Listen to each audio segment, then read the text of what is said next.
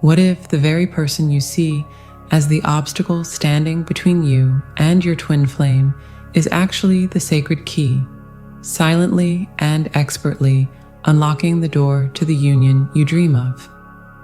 I know, it sounds like spiritual wordplay, a trick of the light meant to placate your aching heart. When you see their photo with someone else, or feel the chill of their absence wrapped in another's presence, it doesn't feel like help.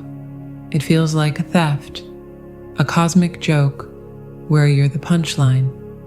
But what if your interpretation of this story is the only thing that's wrong? What if, in a grand and mysterious design you cannot yet see from your front row seat to the pain, every single element is perfectly, divinely, and ruthlessly orchestrated in your favor? Let's be brutally honest for a second. The standard advice can feel hollow. It's a lesson. Okay, fine, but it burns. The real mystery isn't that there's a lesson, it's why this particular agonizing method, why the third party, why the feeling of being sidelined in your own love story. The answer, I've come to understand, isn't found in the shallow end of spiritual platitudes. It's in the deep, quiet waters of divine mechanics. It's in recognizing that the universe isn't just a teacher. It's the ultimate stage director, set designer, and electrical engineer all at once. And it's using this so-called Karmic to perform 3 critical hidden functions that simply cannot be bypassed if your union is to be more than a fleeting fiery crash. This person isn't a rival. They are a divine instrument. And the music being played, though it sounds like a dissonant symphony to your ears right now, is tuning both of your souls to the exact same unshakable frequency. Curious about what that frequency feels like when the tuning is finally done.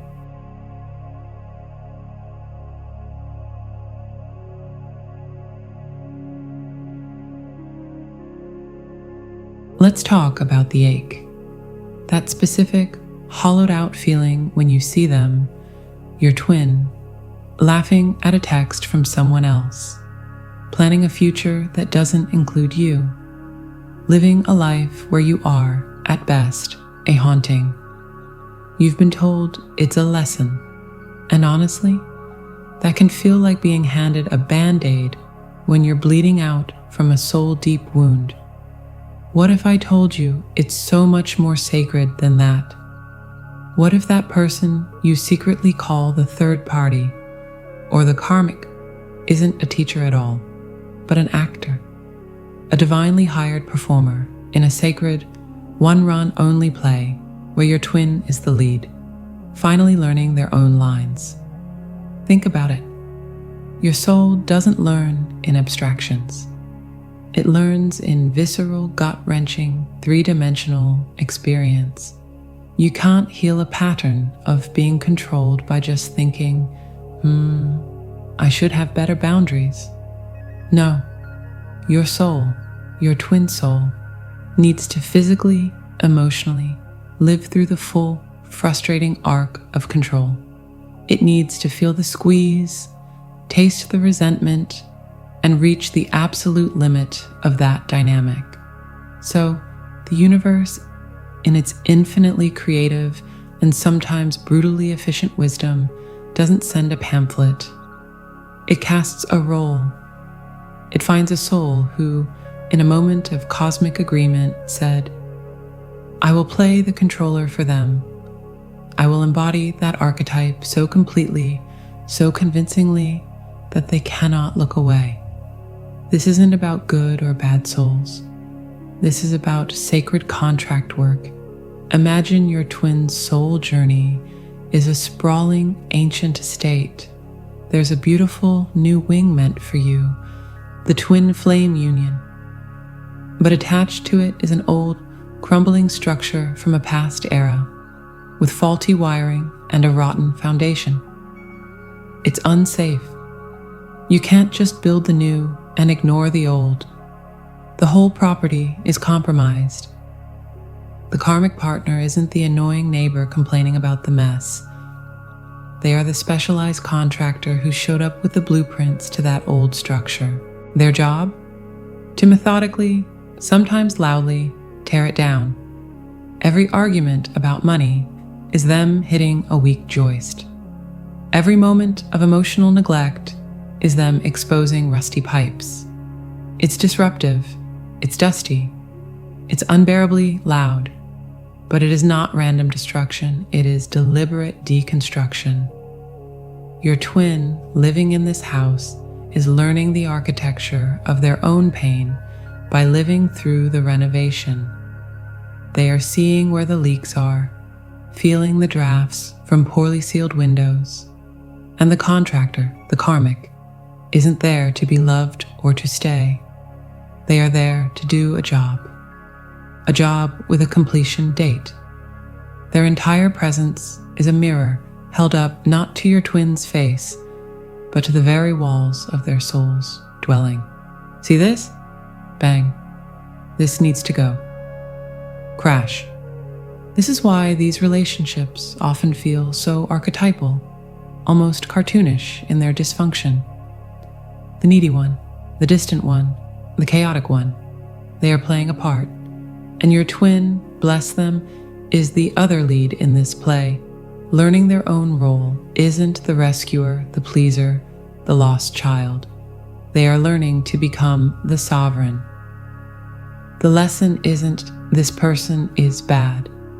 The lesson is this dynamic is complete. This contract is fulfilled. When your twin finally says, no more, they aren't just breaking up with a person. They are signing a cosmic certificate of completion.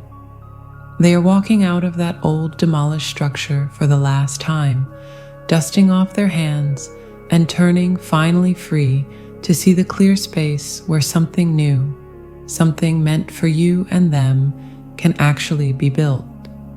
It's agonizing to watch from the outside. You see the actor and mistake them for the real deal. You see the play and think it's their permanent reality. But backstage, the soul is rehearsing for a different role entirely.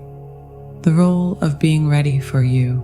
The curtain hasn't fallen on this act yet, but when it does, your twin won't just be leaving a relationship. They'll be graduating from an entire soul history. And that liberation, that's what makes space for a love that isn't a replay, but a revolution. You wonder why it has to be this hard, this theatrical. Because subtlety doesn't work when we're asleep. We need the thunder to wake us up. So the next time your heart clenches at a sight or a thought of them together, shift your gaze. Look past the actor. See the stage. See the script. And know, with every fiber of your being, that the play is almost over. And the main character is about to discover that the greatest role of their existence has been waiting in the wings all along. Which makes you wonder, doesn't it, if their karma is a contractor, what unseen benevolent force is the architect of this whole painful, perfect process? But that is a revelation for another moment.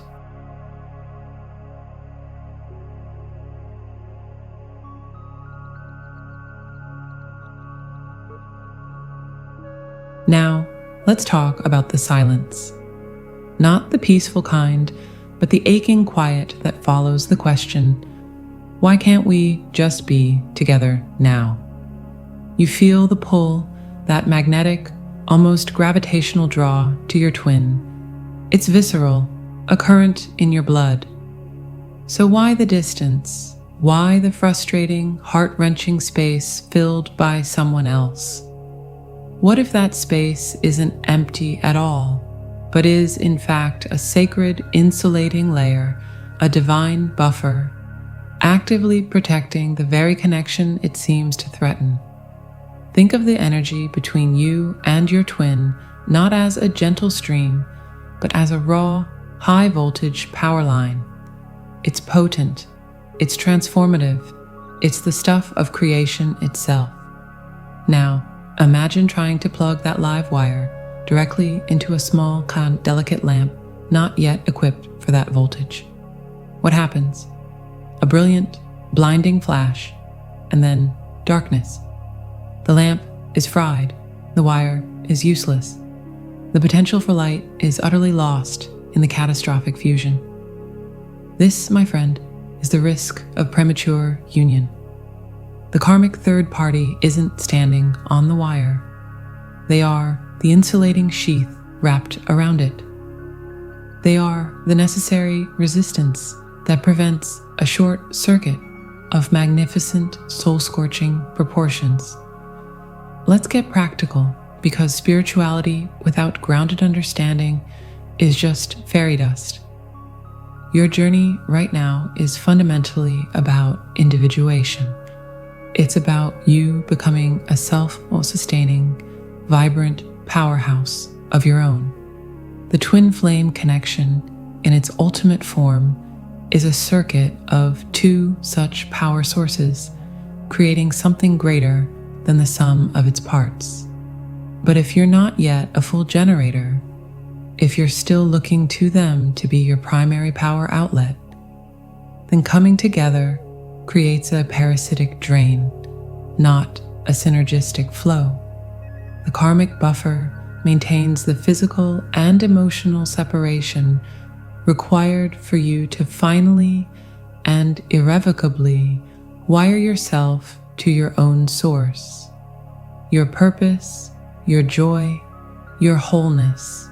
Here's the mysterious, beautiful mechanics of it. That intense longing you feel? That's the voltage.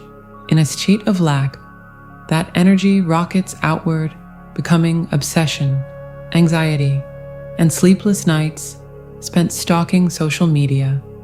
But with the karmic buffer firmly in place, creating a non-negotiable distance, that same energetic voltage has nowhere external to go. It hits that insulating layer and is reflected back onto you. It's forced to arc inward, and inward is where the alchemy happens. That powerful energy of yearning for them gets transmuted through the sheer pressure of circumstance into the energy of becoming you. The passion fuels your art. The longing deepens your meditation. The focus turns from when will they to what can I. You stop waiting for a union to start your life and realize this buffer period is your life, the very crucible where your sovereign self is forged. And there's a profound kindness here, one we often miss in our pain. This buffer spares your sacred bond from becoming poisoned with resentment. Let me explain. Healing is brutal, beautiful work.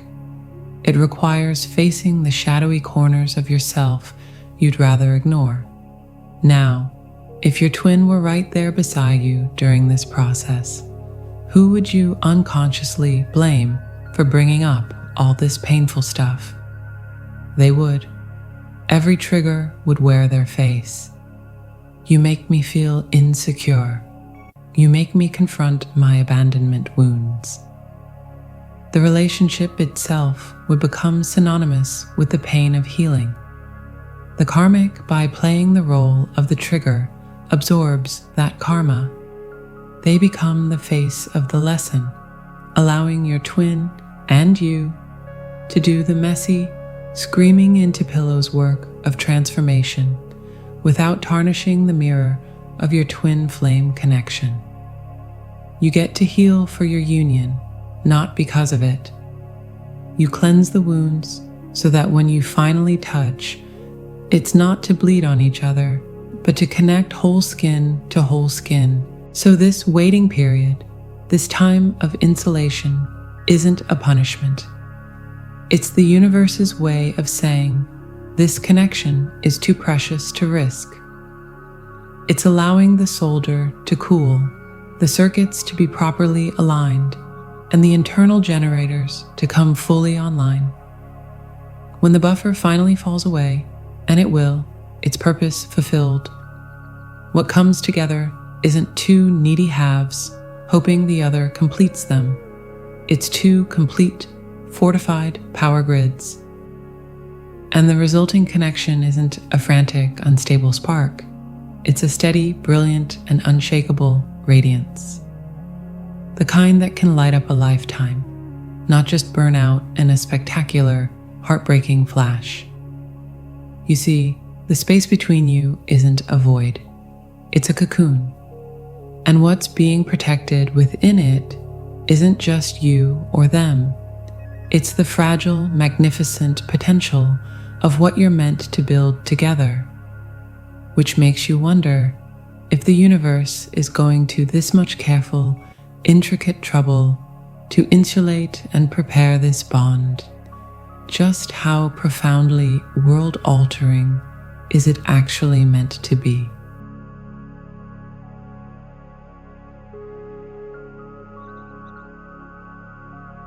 So here you are. You've sat in the fire of this understanding. Let it burn away the simpler, more painful narrative of betrayal and blockage. You've seen the backstage, understood the casting, felt the purpose of the insulation, and now you stand on the threshold of a completely different kind of peace. Not the peace of resignation, but the peace of profound comprehension. You realize you haven't been waiting for your twin flame at all. You've been waiting with them. You've both been students in the same vast, unforgiving, and breathtakingly beautiful curriculum of becoming. Think of it like this. You've been studying two different essential subjects in separate wings of the same university. The loneliness, the ache, that was just the echo in the hallway between classrooms. You thought you were separated. In truth, you were both deeply immersed in your own necessary labs. Your heart, the beaker, your past, the chemical, your consciousness, the flame. The karmic third party wasn't a wall between your classrooms. They were the teaching assistant for a specific, difficult module your twin had to pass. And your own journey, your own triggers, and solitude. That was your required course load. You don't get to graduate by sitting in your soulmate's lecture. You earn your degree by doing your own work. This changes everything. It turns the lens from a desperate, outward-focused telescope, always searching the sky for a sign of their return, into a microscope focused on the miraculous terrain of your own growth.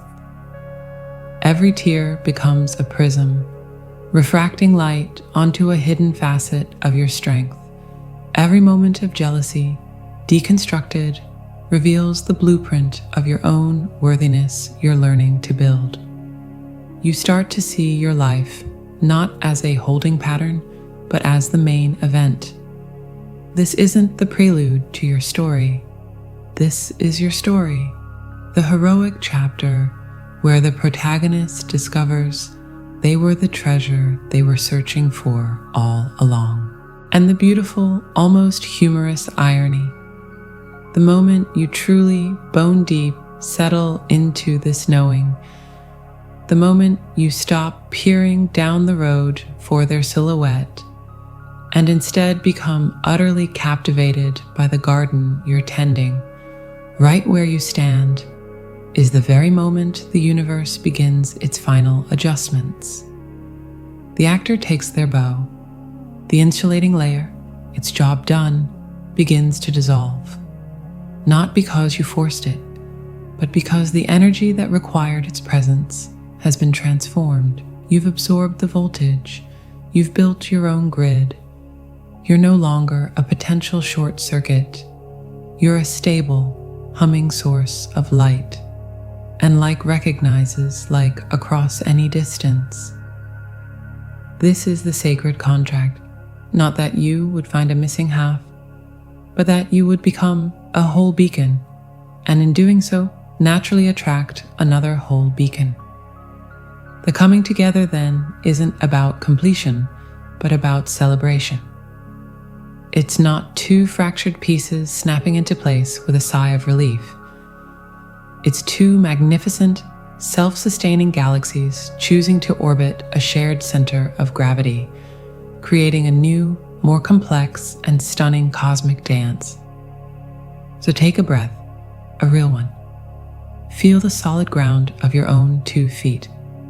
Look at the hands that have held so much longing and see them for what they truly are, tools for creation. The path isn't in front of you, leading to them. The path is beneath you, being laid by every choice you make in this very instant. To live fully, to love yourself tangibly, to find joy in the unshared sunrise. This is how you build the landing strip for the miracle. Not by yearning for the sky, but by consecrating the ground upon which you stand. You are not waiting for a person. You are integrating a revelation. And the revelation is this: the love that felt like a distant promise was actually a seed within you all along. The separation was just the season of winter required for its impossible, resilient roots to reach depths you never knew you had. Now, feel the subtle shift. The ground is warming. Can you sense it? The waiting is over. The becoming has begun. And what is about to blossom from within you is so much more interesting than anything you could have simply waited for.